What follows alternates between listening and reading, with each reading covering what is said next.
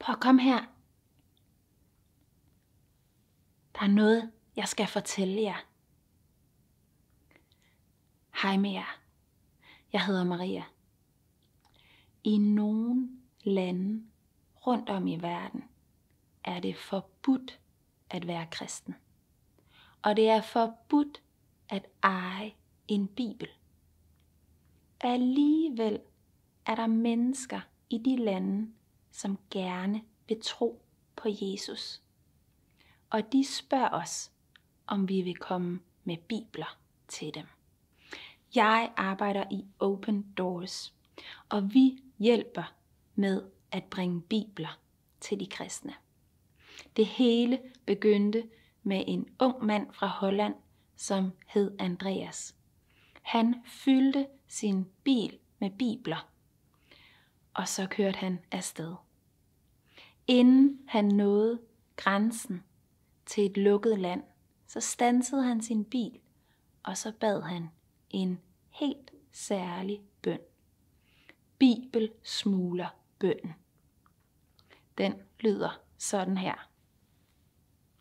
Kære Jesus, den gang du gik på jorden, så gjorde du de blinde øjne seende. I dag beder jeg dig om, at du vil gøre politiets seende øjne bibelblinde. Amen.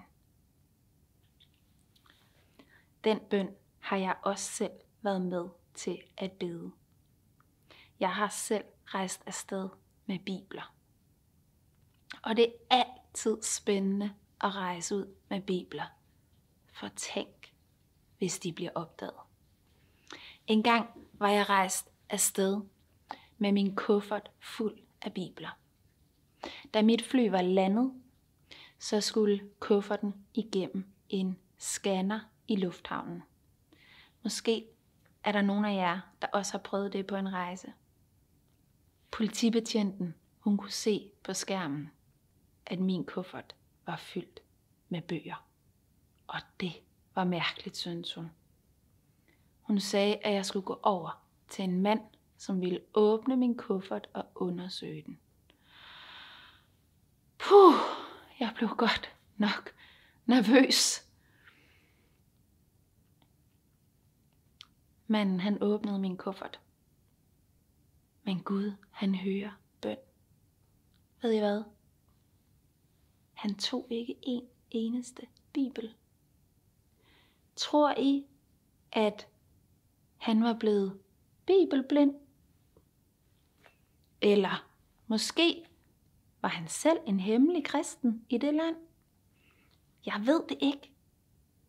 Men i hvert fald, så kunne jeg give alle biblerne til en kristen i det land, som ville give dem videre til mennesker, som aldrig før har haft deres egen bibel.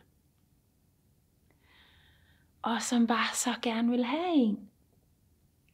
Så mange mennesker, de vil så gerne læse i Bibelen.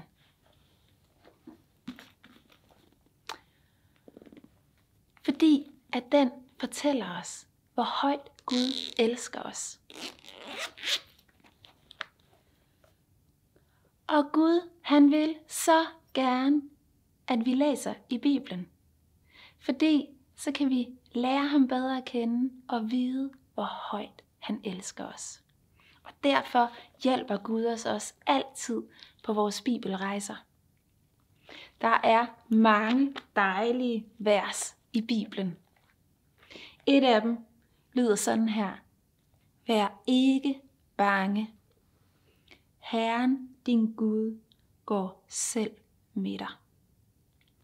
Og det oplever vi også på vores rejser, at han gør. Lad os bede en bøn sammen.